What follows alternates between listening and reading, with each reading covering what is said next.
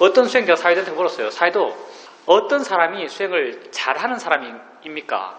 라고 이렇게 물었죠. 근데 그 수행자는 어떤 사회도의 대답을 기대했었냐면요. 아는 마음을 계속 아는 사람, 알아차림이 계속 이어지는 사람, 지혜가 항상 마음에 있는 사람, 어떤 이런 대답이 사회도 입에서 나올 걸로 기대하면서 그 질문을 했던 거예요. 어떤 사람이 수행을 잘하는 사람입니까? 그러니까 사회도께서 하신 말씀은 그 질문자의 의도랑 전혀 다른 대답을 하시죠. 끊임없이 수행하는 사람이 수행을 잘하는 사람이다. 이렇게 말해요. 끊임없이 수행하는 사람이 수행을 잘하는 사람이다. 수행이라는 것은요. 수행하는 그 자체가 목적이에요. 왜 수행하는 그 자체가 이 수행의 목적인가? 에릭 프롬이라는 사람 있잖아요. 혹시 들어보신지 모르겠네. 에릭 프롬이라는 사람이 있어요. 그 사람 아무도 모르는데 그 사람 서점 가니까 어느 날 그 사람 책이 있는데 그 사람 책 제목이 사랑의 기술이에요. 뭐 Art of Love 이런 뜻이겠죠. 아마 영어를 그냥 번역하니까 사랑의 기술이에요. 사춘기 때 사랑의 기술하니까 뭐 대단한 테크니컬한 뭐가 있나 싶어서 그 책을 사봤는데 책 내용은 전혀 다른 거죠. 그거하고는. 철학책을 읽어서 마음에 와닿는다고 느껴본 적이 거의 한 번도 없거든요. 정말 마음에 안 와닿는 머리에서만 굴러가는 그런 이야기를 하고 있다고 느꼈는데 에릭 프롬 이 사람 책은 나름 그래도 좀 와닿아요. 그래서 이제 이 사람 다른 책도 있고 읽어봤죠. 그 읽어보면 이제 이 사람이 인간의 성향을 구분하는 게 두 가지로 구분해요. 이게 존재론적 삶을 사는 사람, 그리고 소유론적 삶을 사는 사람. 그래서 그 사람 다른 책 이름이 존재냐 소유냐, 소유냐 존재냐 이런 책도 있어요. 존재론적 삶을 사는 사람, 소유론적 삶을 사는 사람. 모두가 인정하지만 우린 점점 소유론적 삶을 살아가는 거죠. 뭘 가지면서 만족하고, 뭐 내 것으로서 만족하고, 그리고 우리 삶의 에너지도 미래의 뭔가를 성취하는 걸로 지금 현재의 삶의 에너지를 삼죠. 수행도 사람들에게 더 와닿는 건 이거 같아요. 역사적으로 수행이 전승되어 오고 불교가 이렇게 전파되어 왔죠. 그러면서 사람들에게 뭔가 매력 있는 뭔가를 제시했을 거잖아요. 뭐 무슨 매력이 있어야 불교를 믿고 불교를 하죠. 사람들이 존재론적이라는 것은요. 지금 현재 이렇게 있는 게 좋다. 이게 존재론적이에요. 소유론적인 것은 뭔가 가지고 뭔가 취하고 나를 확장시키고 설령 지금 확장되지 않더라도 확장된 미래의 나를 상징하면서 지금 고통을 참아내고 이런 삶을 살아가는 사람, 이런 사람이 이제 소유론적 삶을 살아가는 거죠. 사람들이 존재론적으로 더 매력을 느끼겠어요? 소유론적으로 더 매력을 느끼겠어요? 세속을 살아가는 보통 사람들이. 당연히 세상 사람들, 욕심과 화와 에고로 살아가는 세상 사람들은요, 소유론적인 접근에서 소유론적인 어떤 그런 열매, 유혹에 더 쉽게 혹했죠. 그러다 보니까 경전에서 빨리 수다면 되라, 빨리 사다면 되라, 안 하는데 얼마나 좋다. 이런 어떤 결과론적인 이야기들이 경전에 있을 거예요. 근데 내 생각에는요, 부처님이 이거 에릭 프롬의 그런 구분법을 따져서 이야기해 봅시다. 부처님이 우리에게 존재론적인 삶을 가르쳤겠어요? 소유론적인 삶을 가르쳤겠어요? 존재론적인 삶을 가르치겠죠. 존재론적인 삶. 존재론적인 삶이 뭐냐 하면 바로 지금 현재 어떻게 살아가는가 이거거든요. 우리가 현재 이렇게 존재하고 있잖아요. 지금 현재 어떻게 살아가는가 이걸 말씀하신 거죠. 지금 현재 어떻게 살아가야 바르게 살아가는가가 우리 수행이죠. 수행으로 살아가는 게 가장 바람직하게 살아가는 거죠. 수행이라는 게 곧 현재 내게 알아진 걸 알아가며 살아가는 거죠. 알아가다 보면 지혜가 생기고 지혜가 생기면 현재를 더 잘 살아가는 거예요. 지혜가 더 커지면 현재를 더 충실히 살아가는 것이고 지혜가 더 커지면 현재를 더 자유롭게 살아가는 거죠. 현재 이렇게 잘 살아가는 것은요. 현재 내가 살아가는 내 삶의 수준은요. 내 지혜의 수준, 내 마음의 수준에 제약되고 있죠. 어떤 마음의 수준이 되었든 그 순간 현재를 가장 잘 사는 것은요. 그 마음의 수준에서 끊임없이 수행해 나가는 거죠. 부처님이 원했던 삶의 모습이 바로 이런 모습이죠. 근데 이제 수행과 불교에서도 이제 지금 내게 없지만 미래에 뭐가 열심히 하면 생길 거야. 이런 유혹거리를 갖고 수행을 이야기하는 경우가 많아졌죠. 그게 중생에게도 많이 와닿으니까. 근데 부처님이 그렇게 가르치지 않았겠죠. 이거 책이 안 나와요. 우리 말하는 거 상당수가 책이 안 나오는 거죠. 부처님이 제자들한테 이렇게 말해요. 두 가지 케이스가 있는 거죠. 부처님이 제자들한테 이렇게 말해요. 야, 너희들 나중에 수행하면 끝에는 아란데. 아란데면 얼마나 행복한지 알아? 이렇게 가르칠 수도 있고, 부처님이 제자들에게 야, 너희들 지금 현재 너희들은 6가지 강하게 일어남의 존재야. 그 일어남을 알아가. 알아가면 너희들 마음이 좋아져. 행복해져. 이렇게 가르쳤겠어요? 정답은 없어요. 나는 부처님은 아주 엄밀하게, 엄격하게 존재론적인 가르침을 가르쳤다고 생각해요. 지금 어떻게 사는 게 중요한 거죠. 미래에 내게 생길지 안 생길지 모르는 지혜, 뭐 수다원도, 안함도, 아란도, 이게 뭐 그렇게 중요하겠어요. 지금 내가 어떻게 사는 게 중요한 것이고, 부처님이 가르친 것도 지금 이 순간 너희들 어떻게 살아가라는 가르쳤을 것이고, 지금 이 순간 그렇게 열심히 살아가는 것, 그게 수행을 제일 잘하는 거예요. 수행을 잘한다는 게요, 내게 지금 없는 걸 갖고 와서 하는 게 수행을 잘하는 게 아니고, 그건 불가능하잖아요. 지금 내게 지혜가 없어요. 근데 지혜를 갖고 와서 뭐 지혜롭게, 자유롭게 살아라. 그렇게 해야 수행 잘한다. 이런 말을 할 수가 없는 거죠. 수행을 잘한다는 그 내부적인 내용은요, 각자 다 다른 거죠.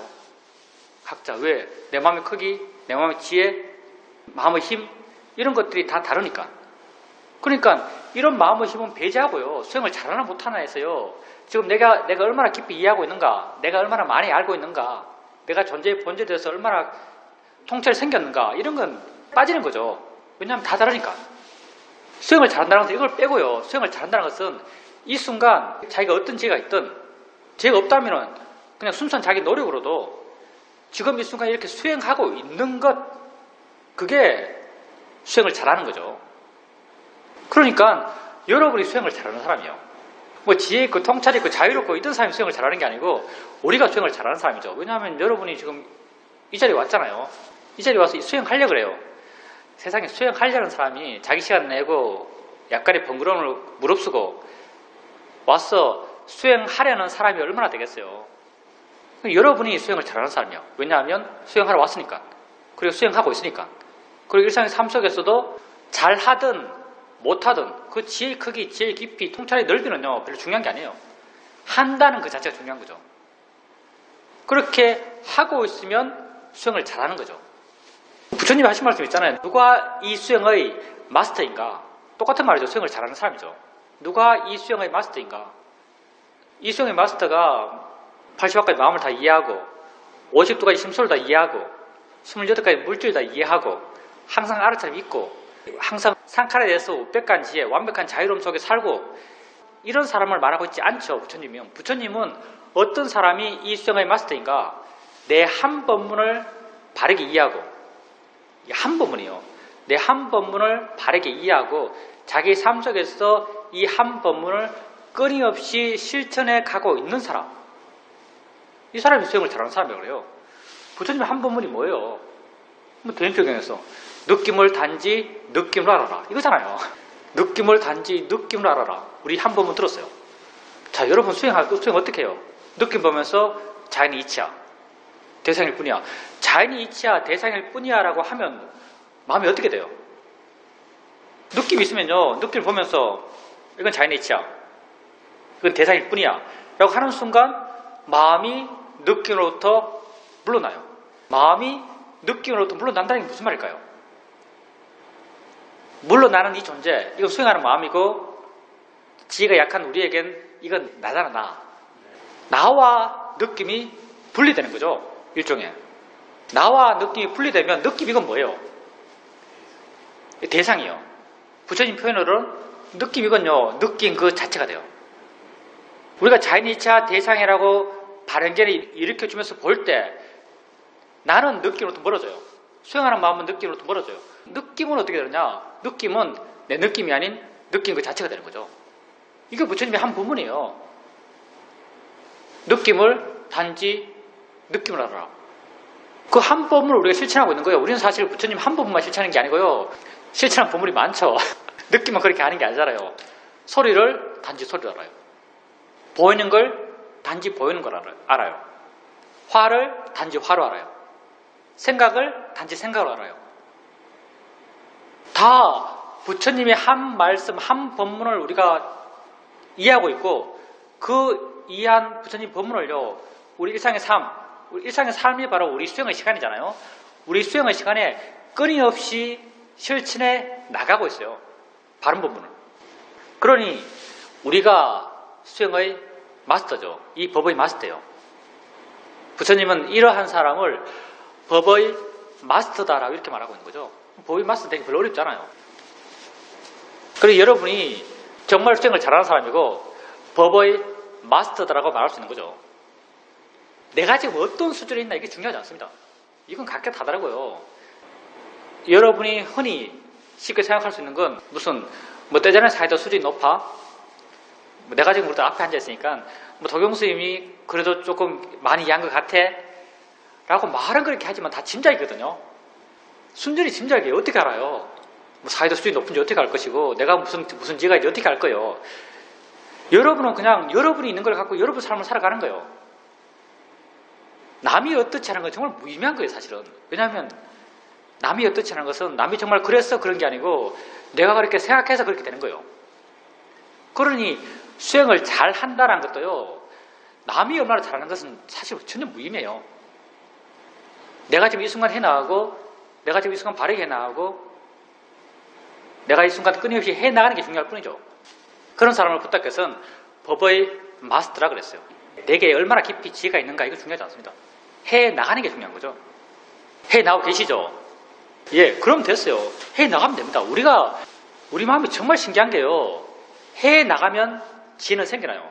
해나가면 지혜가 생겨난다는 것은 약간 결과론적 측면인데 해나가면 해나가는 마음의 수준이 조금씩 달라져가요. 이게 굉장히 구체적인 표현이죠.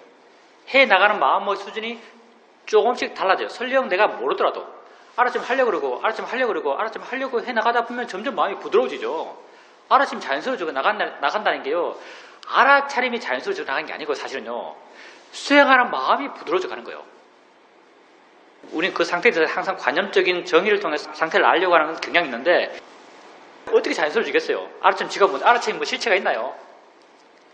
알아차림이 자연스러워진다고 그렇게 표현하지만 실제로는 수행하는 마음이 부드러워지는 거예요. 수행하는 마음이 부드럽지 않았을 때는 내가 이리 갔다가 이거 버리고 내가 저리 갔다가 그냥 탁탁 달라지죠. 이리 갔다 저리 갔다 탁탁 달라지는 거예요. 이렇게 달라지게 알아갈 때는 수행하는 마음이 경직되어 있는 거죠. 근데 그런 과정은 여러분 다 지나갔잖아요. 맨 처음 수행할 때는 이거 달았다가 저거 달았다가 저거 달았다가 저거 달았다가 이게 단절되는 알아차림 해나갔죠. 그러다가 어느 순간 보니까 이거 나타나면 슬 가고 저거 나타나면 슬 가고 저거 나타나면 슬 가고 쓱쓱쓱쓱 마음이 옮겨다녀요. 알아차림이 좀 이어지는 것 같아요. 지가 좀 해나가는 것 같아요. 수행하는 마음의 수준이 바뀌는 거죠. 그렇게 해나가다 보면 어느 순간 또 옮겨다니는 게 없어요. 물러나서 이렇게 보고 있으면 그냥 다 알아지고 있어요. 수행하는 마음의 수준이 또 그렇게 달라진 거죠. 이렇게 수준이 계속 달라져가요. 알아차림 하고 있다면 내가 설령 모르더라도요, 알아가고 있는 그 마음의 수준은 달라져가고 있어요. 무엇이 이렇게 알아가는 마음의 수준을 다르게 만드는가? 당연히 지혜가 만들죠. 내게 생긴 지혜가 없는데 라고 생각할 수도 있어요. 알아지는 지혜는 별로 없었던 것 같은데 라고 생각할 수도 있어요. 근데 지혜는 내게 아니거든요. 지혜는 내가 만들어내는 게 아니에요. 내가 창조하는 게 아니에요. 지혜는 지가 조건되니까 저절로 일어나는 거예요. 그래서 부처님이 할 말은 이것밖에 없어요. 끊임없이 해나가라. 해나가면 저절로 되니까. 그래서 저절로 되는 것에 대해서 별로 이야기 안 하죠. 그냥 끊임없이 해나가는 것에 대해서 이야기하죠. 돌아가실 때도 모든 것이 변화한다. 부지런히 정진해라. 이런 말 하시는 거예요. 왜냐하면 정진해 나가면은 되어져야 할 것은 저절로 되어지니까. 지혜가 저절로 만들어가니까. 그 지혜가 내게 생긴지 안 생긴지 내가 모르더라도. 그래서 여러분이요, 집에서 수행하다 보면은 집에는 집착하는 것도 많고 또 뭐 TV도 보게 되고 끌리게 되고 빠지게 되고 하면서 마음의 질이 낮죠. 마음의 질이 낮은 상태에서 수행해 나가게 되면요, 수행이 참 안 된다, 힘든다 라고 생각될 수도 있어요. 근데 수행이 안 되든 수행이 힘들든 수행해 나갔어요. 내 수행하는 마음의 수준이 지금 어떤지 별로 안 중요해요. 수행하는 게 중요하죠. 수행에 나가게 되면요, 여러분은 모르지만 지혜는 생겨나요. 설령 여러분이요, 뭐 한 달 내내 수행이 왜 이렇게 안 돼? 왜 이렇게 졸려? 왜 이렇게 멍해? 라고 하면서 한 달 내내 수행하더라도요, 한 달 지나면 수행이 달라져 있어요. 왠지 모르겠어요. 내가 미얀마 있을 때, 난 비가 오면 수행이 안 됐어요, 사실적으로. 비가 오면 수행이 안 돼요. 비가 오면 마음이 멍해져요. 마음이 둔해지고, 마음의 힘이 약해지고, 생각도 많이 일어나고, 뭔가 알아진 건 명확하지 않고, 아는 마음도 이해가 명확하지 않고, 비가 오기만 하면 이렇게 돼요. 근데 미얀마 살아보시는지 모르겠지만, 미얀마 비는요, 거치지가 않아요. 몰라민 같은 경우는요, 미얀마 밑에 있는 파옥 있는 곳이 몰라민인데, 몰라민 같은 경우는 우리가 흔히 장대비라는 거 있죠, 장대비. 장대비가 일주일 내내 한 번도 안 끊어지고 오기도 해요. 거기 얼마나 무서운 곳이냐면요, 책상 위에 육각형 소금 알갱이 있잖아요. 육각형 소금 알갱이를 딱 놔두면은 보고 있으면 녹는 게 보여요. 이게 살 녹았어요. 물방울 되어버려요. 그 자리에서. 그 정도로 습해요. 거기 그렇게 비가 오니까. 거기 가면 재밌는 거 많습니다. 여름에 합치면 걸만해요. 겨울에 갈 때는요, 차를 타고 가잖아요. 가면은 평원이에요. 완벽한 평원이에요. 멀리 산이 조금 보여요. 조금씩 보이고, 왼쪽으로 조금씩 보이고, 다 평원이에요, 그냥. 우기 때 차를 타고 나오잖아요. 우기 때 차를 타고 나오면은, 물 위에 떠 있는 건 길밖에 없어요. 물 위에 떠 있는 건 길밖에 없고, 다 물에 잠겨 있어요. 그냥 거의 바다예요, 바다. 전체 들판 자체가 바다예요. 그 정도 비가 많아요. 양군 또 만만치 않게 비가 오죠. 그러니 수행이 잘 됐겠어요. 4달 내내 하는 말은, 인터뷰 때 그런데, 비가 와서 수행이 안 됩니다. 내 속으로 하는 생각은, 마음이 왜 이렇게 둔하지? 왜 이렇게 멍하지? 자신이 왜 이렇게 힘들지? 내가 그렇게 4달 살았어요. 그렇게 4달 살았지만 수행은 계속했죠. 왜냐하면 할 게 없으니까. 요즘 미얀마가 달라가지고 스마트폰이 있겠어요. 한국 소식 알 것도 없고, 뭐 뉴스를 알 수도 없고, 난 또 한국 사람들을 굉장히 좀 멀리하면서 살았거든요. 약간 괴팍하게 살았어요. 한국 스님들 오면은 꼭 이야기해야 될 경우가 생겨야만 이야기를 했어요. 그때까지는 모른 척하고 지냈어요. 그냥 땅만 보고 다니니까 그냥. 날 어떻게 하겠어, 누가 날 어떻게 하겠어, 그냥. 땅만 보고 다녀, 그냥. 이야기해야 될 만한 상황이 되면, 한국 스님이시네요. 전 누구입니다. 그렇게 인사했죠. 그렇게 살았으니까요. 하는 것은 법당 갔다 왔다가 사이드 법문 읽고, 사이드 법문 듣고, 인터뷰했다가, 법당 갔다가, 방에 있다가, 또 사이드 법문 읽고, 사이드 법문 듣고, 이렇게 4달 살았어요. 마음이 왜 이렇게 힘이 약하지? 왜 수행이 안 되지? 비가 오면 수행이 안 되네. 내가 또 앉아서 연구도 많이 해요.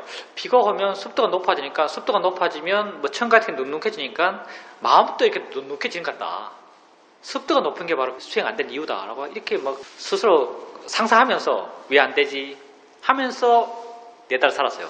4달 끝나고, 5기가 끝나고 마음이 밝아졌어. 내 상태, 내 지혜를 힘이 좋으니까요. 객관적으로 볼 수 있을 정도의 어떤 수행 상태가 돌아왔죠. 이렇게 돌아오고 난 뒤에 내가 느낀 게 뭐냐면, 내가 그때는 압축적으로 수행을 해서요. 지혜도 압축적으로 아주 강하게 쫙 생겨 나갔을 때였거든요. 이럴 때 이제 4개월은 거의 공백 같았죠. 그 4개월 안에 들었을 때는 숲속에 들어가서 천지사방을 모르고 살았죠. 4개월 동안. 근데 나와보니까 이제 좀 마음 힘이 생기니까 숲 전체를 볼 수 있는 어떤 힘이 생긴 거죠. 숲 전체를 볼 수 있는 힘이 좀 생기니까 내 마음의 상태가요. 우기 시작할 때, 6월달 시작할 때 내가 이해하고 있는 법의 깊이, 아는 마음에 대한 깊이, 아는 마음에 대한 이해의 깊이, 작용에 대한 깊이, 마음의 작용성, 마음의 물질에 대한 의지성, 서로의 연기성, 이런 것에 대해서 이해하고 있는 깊이와 11월달 내 마음이 깨어나서 내 자신을 보면서 내 깊이가 이 정도구나라고 알게 된 그 깊이는요, 정말 천지 차이였어요. 6월달 시작할 때, 오기 시작할 때는 정말 이건 안다고 말하기 부끄러운 수준. 부른다면 정말 초보적인 그런 이해를 하면서 이해했다고 생각했고, 안다고 생각했는데, 11월달 내가 내 스스로를 알게 된 그때의 나의 이해 깊이는요, 정말 성숙한, 정말 깊이 있는, 그리고 정말 내게 이런 이해가 있다라고 내 자신에게 내가 자신 있게 부러질 수 있는 그런 확실한 이해를 내가 갖고 있었어요. 근데 이해는 언제 생기는가? 그렇게 내가 왜 이렇게 수행이 안 돼? 왜 이렇게 마음이 약해? 왜 이렇게 둔해? 왜 이렇게 분명하지 않아? 왜 마음이 이해가 안 돼? 이렇게 수행 상태에 불만을 갖고 수행 상태에 대해서 이렇게 괴로워하면서, 일종의 괴로움이죠. 수행 상태가 안 좋아서 괴로워하면서 수행했던 그 4개월 동안 생긴 거예요. 왜 생겼는가? 멈추지 않고 수행했기 때문에. 내가 그때 계속 불만족스러웠잖아. 이게 무슨 말인가? 그렇게 멈추지 않고 수행해 나갈 때 내게 생긴 지혜를 그 안에서 난 전혀 확인하지 못했다는 거죠. 그때 지혜가 생긴 걸 내가 알아갔으면요. 와, 수행 잘 된다. 마음이 변했다. 수행 효과 있네. 마음이 좋네. 라고 이렇게 알았을 거예요. 근데 나는 4개월 내내 불만족스러웠어요. 왜 4개월 내내 불만족스러운가? 지혜가 일어나도 안 알아졌으니까. 지혜는 전혀 내 마음하고 다른 마음이에요. 내 마음하고 다른 마음이라는 표현이 좀 애매한데 지혜는 전혀 내 마음이 아니에요. 내 마음이 지금 상태가 안 좋아요. 둔하고 멍해요. 멍청해요. 내게 알아진 지혜도 없어요. 수행 상태에 마음이 안 좋아요. 수행하는 마음 힘이 약해요. 오력의 힘이 약한 거죠. 근데 나는 이런 오력의 힘이 약한 이 수행하는 마음을 갖고도 수행해 나갔어요. 할 게 이거밖에 없으니까. 이런 상태에서도 내가 모르는 지혜는 끊임없이 생겨갔다는 거죠. 결론적으로는. 생겨간 이 지혜를 내가 몰랐어요. 그리고 이 생겨간 이 지혜는요. 강하게 확 생긴 지혜가 아니에요. 강하게 확 생겼으면 내게 알아졌겠죠. 그리고 이 수행 상태를 바꿨을 거예요. 생겨간 이 지혜는요. 서서히 조금씩 생겨갔던 지혜예요.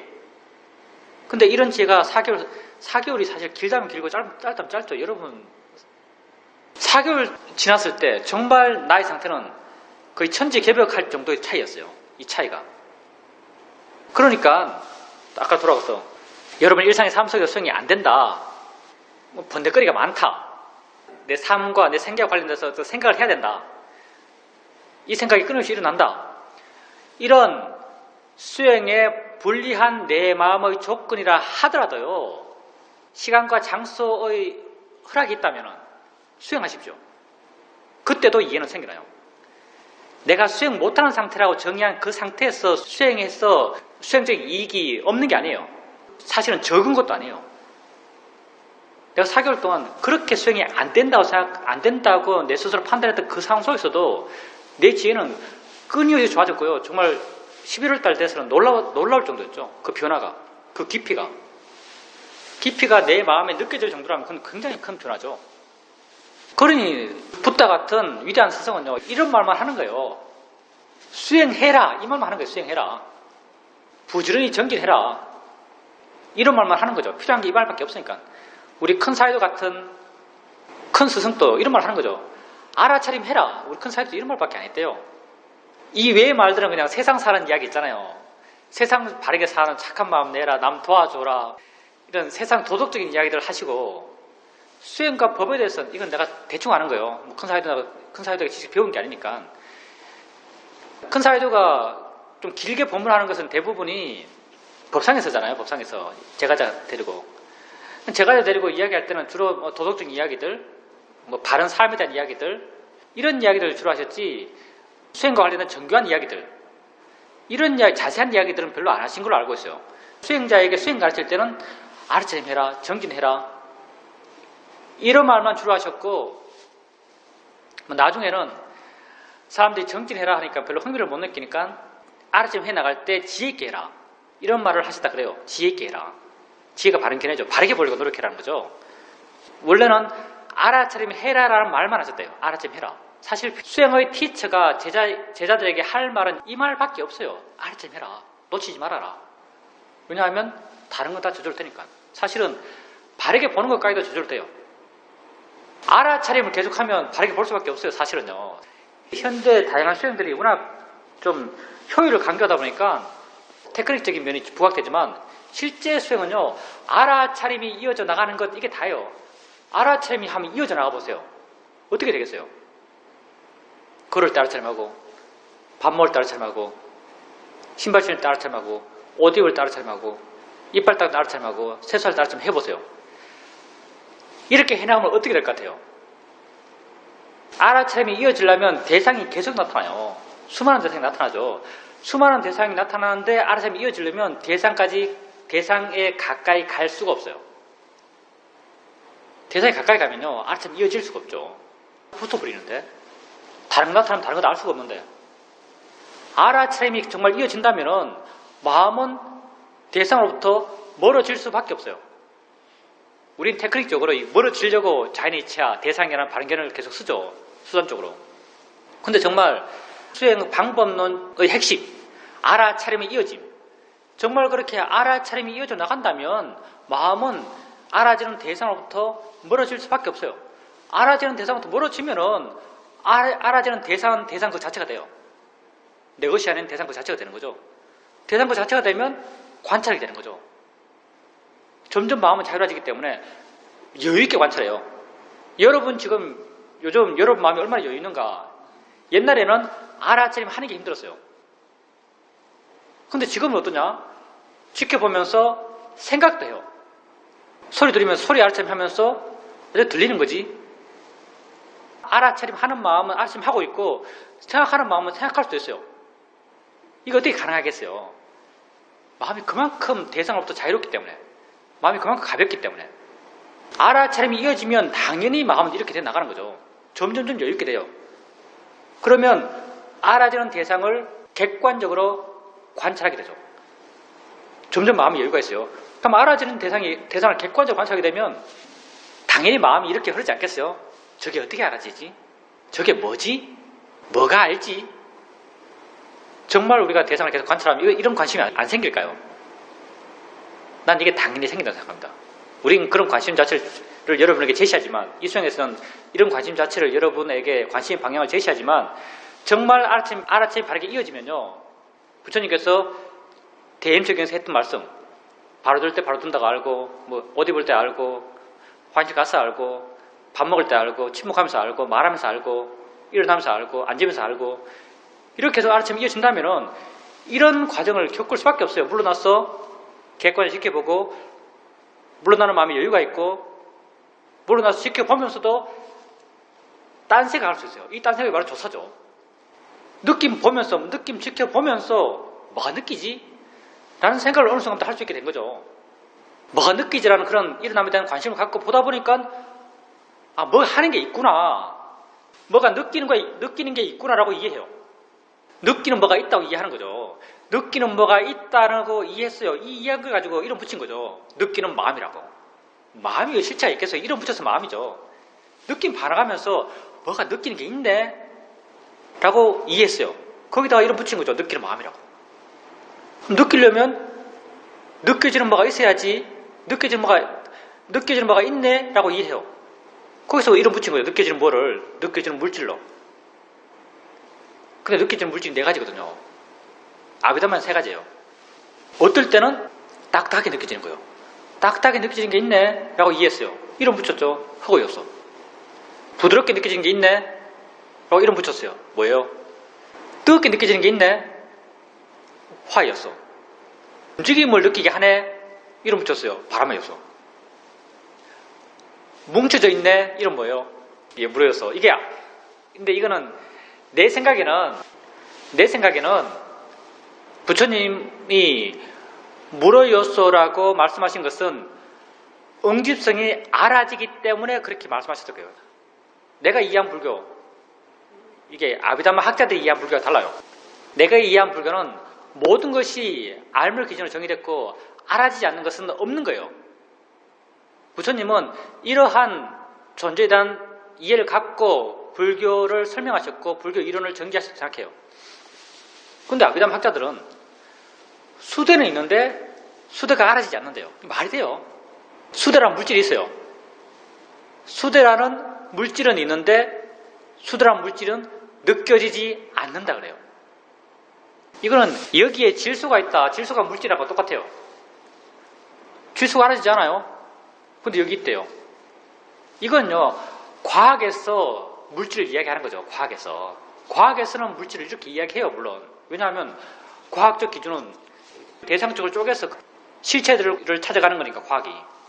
불교의 물질은 그게 아니거든요. 불교의 물질은 알아지는 게 불교의 물질이죠. 알물 기준을 정했으니까. 이하고 이름이 붙은 거죠. 요즘은 이름 붙고 이름대로 이해하려고 그러죠. 이하고 이름 붙인 거예요. 옹기수성이 알아지니까, 옹기수성이 느껴지니까, 이건 또 특이하네? 해서 거기다가 수대라고 이름 붙인 거죠. 그게 법을 이해하는 과정이에요. 정말 계속 수행하면 이렇게 되지 않겠어요? 정말 바르게 수행하면 당연히 마음은 이렇게 되어 나갈 거예요. 그리고 여기 정말 바르게 수행한다는 것은 단 하나예요. 삶 속에서 알아차림이 이어진다는 거예요. 정말 삶 속에서 알아차림이 이어지면요, 마음은 이런 과정을 밟을 수밖에 없고, 이런 과정을 밟으면요, 우리가 지금 뭐 정교하게 가볍게 알아라, 바꾸면서 알아라, 뭐 수동적으로 알아라, 무의식으로 알아라, 아는 게서 아는 마음 이해해라, 아는 마음 계속 알아가라, 아는 마음 이해가 깊어져 나가면 다른 마음도 이해 깊어져 나간다, 마음과 대상이 함께 일어난다, 대상에 대한 이해가 깊어진다, 이런 어떤 지혜의 전개 과정을요, 이렇게 알아차림이 이어짐, 이 하나의 어떤 노력을 통해서도 다 똑같이 되어질 거예요. 부처님은 아마도 이렇게 이야기하신 것 같고요. 알아차림이 이어짐. 그러니 여러분 일생 삶 속에서요, 이건 여러분에게 하는 말만 아니고요. 사실 나는 여기서 열애적인 존재가 아니고요. 내가 말은 바르게 해요. 말은 바르게 하지만 항상 바르게 행동하는 건 아니죠. 삶 속에서 수행이 안 된다, 마음이 둔하다, 마음이 뭐 번뇌가 많다, 라고 어떻게 되었든요, 삶의 상태가 어떻든 마음의 상태가 어떻든요, 알아차림이 이어짐만 해나가면 돼요. 그러면 여러분의 수행하는 마음이 변할 것이고, 여러분의 수행하는 마음이 변하는 게 곧 여러분이 변하는 거예요. 수행하는 게 중요합니다. 그게 이제 우선 거사님께서 자신에게 알아지는 지혜체험이 별로 없잖아요. 자신에게 알아지는 지혜체험이 별로 없다 보니까 지혜의 마음을, 이게 지혜의 마음이라고 알고 지혜의 마음을 볼 일이 별로 없는 거죠. 이게 무슨 말이냐면은, 지혜가 뭐다라고 이해할 수 있는 기회가 별로 없었던 거죠. 내가 생각하기는 거사님이 지금까지 이렇게 꾸준하게 수행 오셨다면요, 거사님에게도 지혜가 일어났을 것이고요, 가끔은 좀 큰 지혜도 있었을 거예요.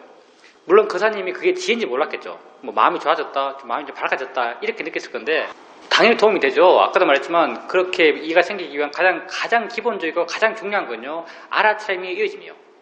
알아차림이 이어져 나가면요, 모든 조건은 저절로 맞춰져 가요. 근데 알아차림이 이어지게 하기 위해서는 우리 주변에 번뇌를 일으킬 수 있는 요소들이 작은 환경에서 수행하는 게 도움이 되죠. 자극들이 작은 환경이 우리 현실적으로 수행처가 그 환경을 제한적으로 제공하고 있는 거죠. 따라서 수행처에 와서 좀 인텐시브하게, 좀 집중적으로 수행하는 것.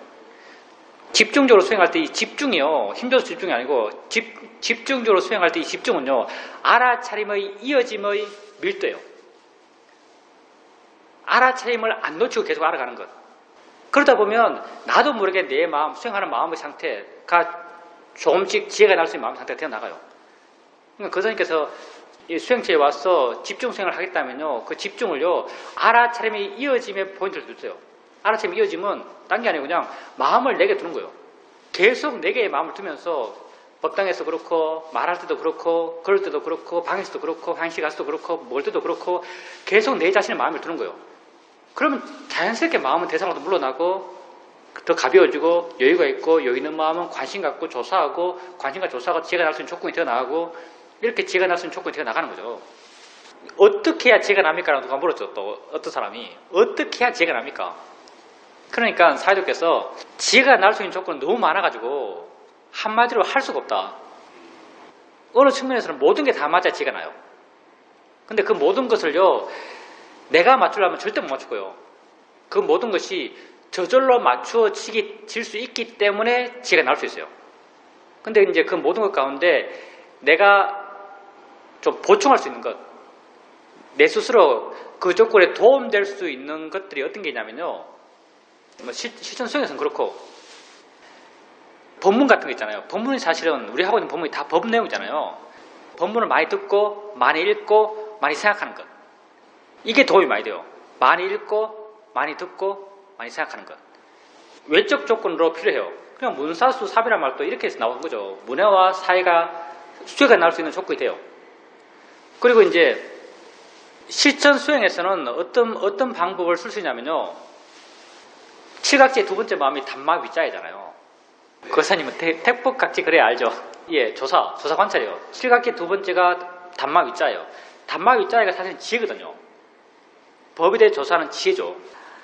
수행에 나가시다가 단마 위자를 우리가 일으키려면 어느 정도까지 일으킬 수 있어요. 예를 들어서 소리 들으면서 소리 듣잖아요.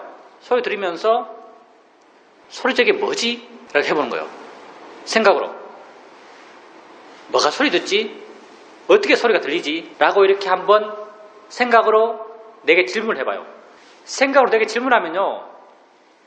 그 질문을 따라서 정말 저 소리가 어떻게 들리는 거지라고 궁금한 마음이 생길 때가 있어요.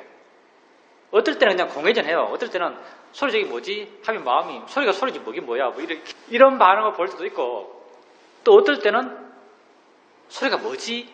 라고 하면 순간 마음에서 이거 언어화된 게 아니라요. 그냥 소리가 있다는 것, 소리의 존재 자체가 궁금해요. 소리를 궁금해하는 마음의 일어남이 느껴져요. 이렇게 단마위자라고 하는 것은요. 소리 이게 뭐지? 라는 게 단마위자가 아니에요. 이건 생각이죠. 소리 이게 뭐지라고 생각했을 때 소리 이게 뭘까라고 궁금해하는 마음이 따라서 일어나요. 소리 이게 뭘까라고 일어나는 마음 있잖아요. 이게 바로 단마위자의 마음이에요. 이게 단마위자의 마음이고요. 사실 이게 지혜예요. 화의 얼굴이 굉장히 많듯이 지혜도 여러 얼굴이 있어요. 관심 갖고 알고 싶어하고 하는 마음들은 다 지혜의 마음이에요. 이것 또한 더 깊은 통찰의 지혜가 날 수 있는 조건이 돼요. 수행에 나가시면서 스스로 지혜를 이렇게 보는 거죠. 느낌 알면서 지금은 이렇게 말하고 보고 듣고 하면서 마음이 들던 상태에서 있는 것들 못 보니까 느낌 알면서 뭐가 느끼지? 하면 별로 마음이 와닿는 게 없죠, 사실은.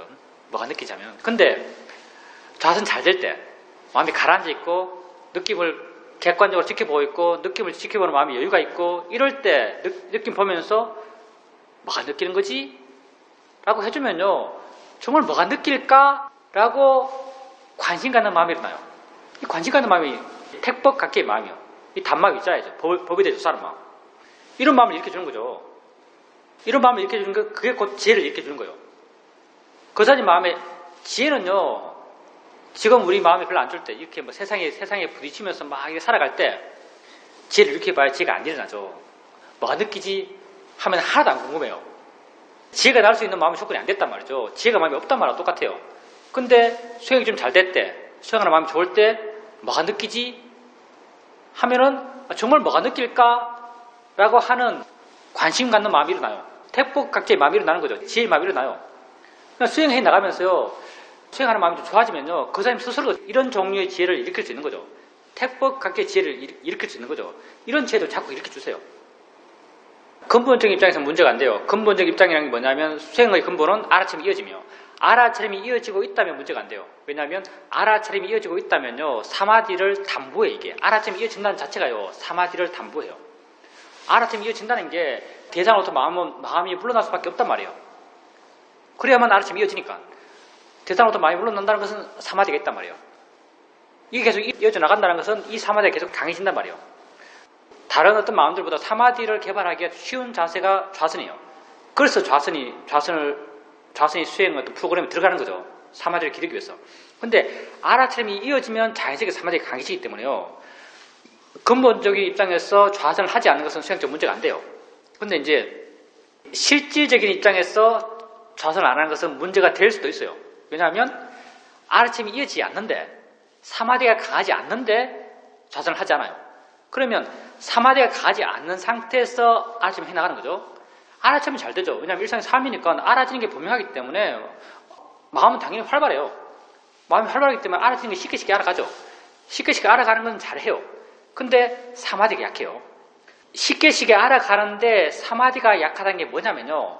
있는 걸 있는 그대로 보지 못한단 말이에요. 그냥 있는 걸 약간 겉핥기식으로 대충 반항해요. 대충 반항할 때의 특징이 뭐냐면요.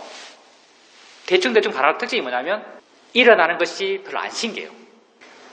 대충 반항하는 것을 좀 심하게 말하면 내가 수행 안 하면서 반항하는 것과 그렇게 질적 차이가 안 느껴져요. 그냥 알아가는 거예요. 수행하지 않는 것과 수행하는 건 굉장히 다르지만요. 상태 그 자체 보면 알아지는 것의 입장에서는 별로 다르지가 않아요. 수행하는 입장에서는 굉장히 다르죠. 알아가고 있으니까. 근데 알아지는 것은 별로 안 달라요. 수행하지 않을 때 알아지는 것과 그때 대충 알아갈 때 알아지는 것이 별로 안 다르죠. 왜냐하면 사마디에 약해서 있는 걸 있는 것으로 보지 못해요. 있는 걸 있는 것으로 보지 못하니까 별로 관심이 안 생기는 거예요. 거사님이 지금 이렇게 말하면서 지금 보고 듣고 활동하면서 느낌 보면서 뭐가 느끼지? 하면 안 신기하고요. 안 신기하잖아요. 근데 눈 감고 좌선하면서 마음을 이렇게 쫙 가라앉고 사마디에 힘이 좋아져서 마음의 파워가 좀 올라가가지고 느낌 보면서 뭐가 느끼지? 그때는요. 뭐가 느낄까? 라고 마음이 의심해요. 이런 마음이 생겨요. 이럴 때 더 훨씬 생기기 좋은 조건이에요. 왜 생기기 좋은 조건인가? 사마디가 있어서 바르게 보기 때문에. 있는 그대로 보기 때문에. 우리하고는 다르지만 깊이 보기 때문에. 우리의 취지랑 좀 다른 표현이지만 깊이 보기 때문에 사마디가 강해서 깊이 보기 때문에 정말 뭐가 느낄까? 느끼는 게 뭘까? 라고 의심하는 마음이 생겨나요. 만약 현상적으로 알아지는 것에 대해서 별로 관심이 없다. 그냥 열심히 하려고 그러고 열심히 함을 통해서 이어져 나가긴 하는데 뭐 소리 들어도 그냥 원래 들었던 소리 느낌 알아도 원래 들었던 느낌 막 이렇게 알아지는 것에서 그렇게 관심이 크게 없다면요. 그 하나의 원인이 사마디가 약해서일 수도 있어요. 그리고 만약 그게 사마디가 약해서 그렇다면 좌선하는 것이 그것에 대해서 대처하는 방법이 될 수 있습니다.